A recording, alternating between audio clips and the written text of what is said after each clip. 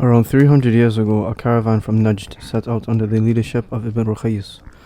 Among the travelers was a young man named Muhammad ibn Mansur al-Rayis from the tribe of Bani Tameem. On the way back, one of the travelers fell ill with smallpox. Due to the severity of the illness and the pain that he felt, he could no longer ride, and he was too weak to walk. The others considered making something from wood to carry him on their camels, but it was too painful for him to mount. They also thought of making something from cloth to place him in, but he could not even handle that. Finally, Muhammad ibn Mansur told them that he would stay behind. Ibn Rukhayis told him, "We do not have enough provisions to wait out the sickness."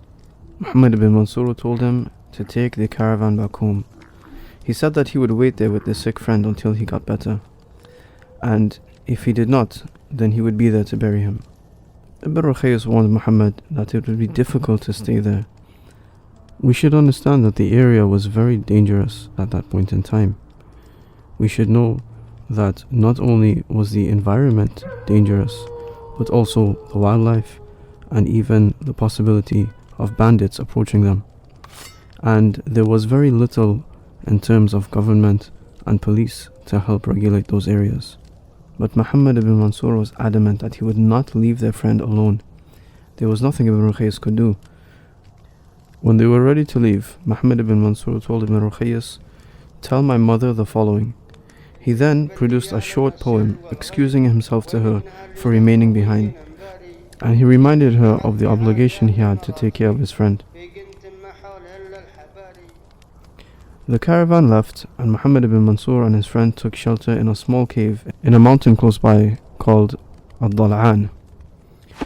There Muhammad hunted, he lit a fire for them, and he would take care of his ill friend, who slowly got better, until the day came when he was good enough to ride.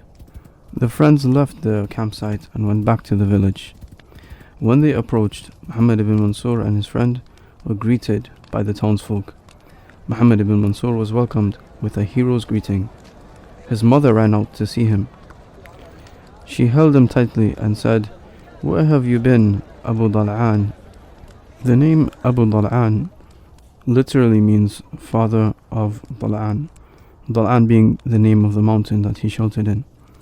Although here it does not actually mean father, but rather someone who has a close connection to, or the owner of. That name stuck to him. Until today, his progeny are known as the family of Dhal'an. Not all history is written. Sometimes incidents are preserved through the collective oral tradition of a particular people.